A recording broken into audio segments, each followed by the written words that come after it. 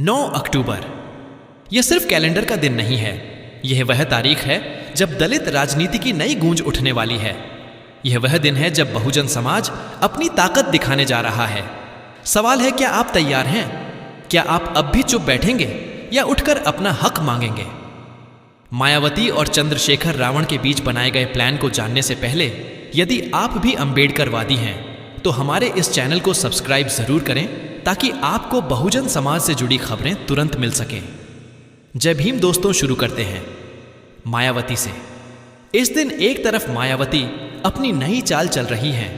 उन्होंने तय किया है कि अब बूथ से लेकर गांव तक, गली से लेकर शहर तक हर जगह बहुजन समाज पार्टी की आवाज गूंजेगी। वह चाहती हैं कि दलित समाज को याद दिलाया जाए कि किस पार्टी ने दलित मुख्यमंत्री दी, किस पार्टी ने बाबा साहब के मिशन को आगे बढ़ाया। लेकिन सवाल यह है, क्या समाज उन्हें फिर से उतना ही भरोसा देगा या दलित समाज अब नए रास्ते पर चलेगा?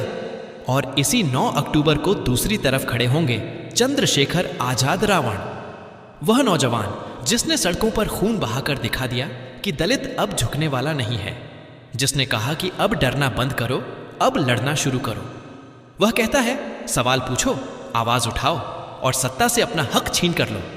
तो सोचिए, जब मायावती और चंद्रशेखर दोनों एक ही दिन अलग अलग मोर्चे खोलते हैं तो संदेश क्या जाता है? संदेश साफ है, दलित राजनीति अब खामोश नहीं है। दलित समाज अब और इंतजार नहीं करेगा। चाहे पुराना नेता हो या नया, अब हर किसी को जवाब देना होगा। दलित कब तक किनारे रहेगा? दलित कब तक इस्तेमाल होगा? दलित कब तक ठगा जाएगा? भाइयों और बहनों, 9 अक्टूबर का यह शंखनाद यूं ही नहीं है। इसकी जड़ें उस इतिहास में हैं जब कांशीराम ने कहा था, सत्ता में भागीदारी नहीं, हिस्सेदारी चाहिए। उसी नारे ने सत्ता बदली थी, उसी आवाज ने दलितों को ताकत दी थी। मायावती उसी विरासत से निकली और 4 बार मुख्यमंत्री बनी। लेकिन आज दलित समाज पूछ रहा है, मायावती जी, आपने समाज के लिए कितना किया? आपने कितनी बार संघर्ष किया? क्यों आज दलित नौजवान मायावती से दूर हो रहा है? और यही खाली जगह भरने आया है चंद्रशेखर रावण। वह कहता है, अगर तुम्हें लगता है कोई और तुम्हें तुम्हारा हक देगा तो तुम गलत हो।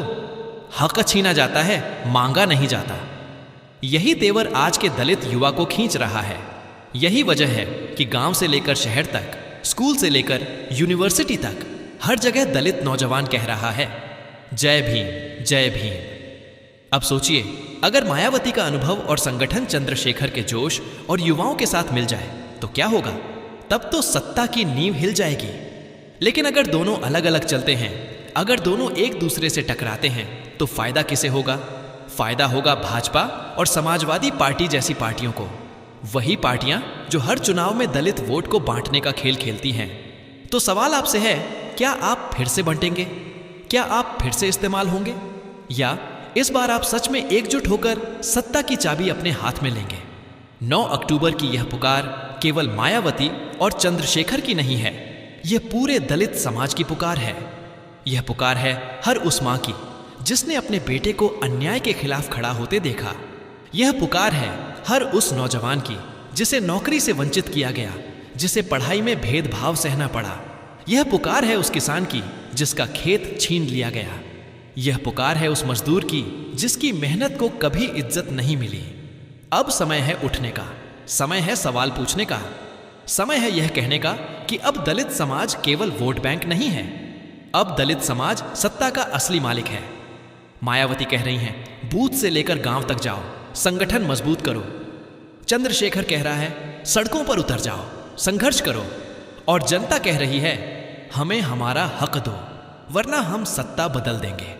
9 अक्टूबर वह दिन है जब दलित राजनीति का नया अध्याय लिखा जाएगा। या तो दलित समाज फिर से मायावती के साथ जाएगा, या चंद्रशेखर के पीछे खड़ा होगा, या दोनों की ताकतें मिलकर विपक्ष को ही बदल देंगी। लेकिन एक बात पक्की है, अब दलित चुप नहीं बैठेगा।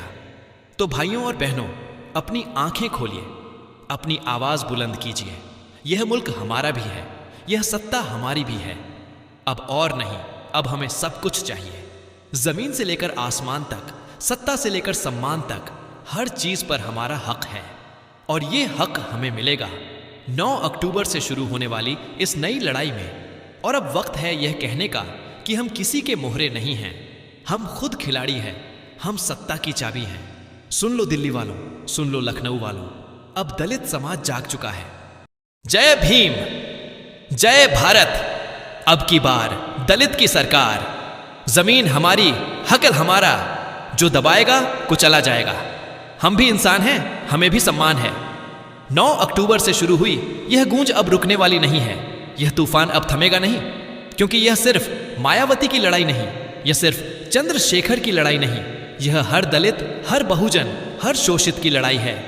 और जब लाखों की आवाज एक साथ उठती है तो सत्ता के सिंहासन तक कांप जाते हैं। याद रखो, इस बार का नारा साफ है, दलित जागा है, भारत बदलेगा।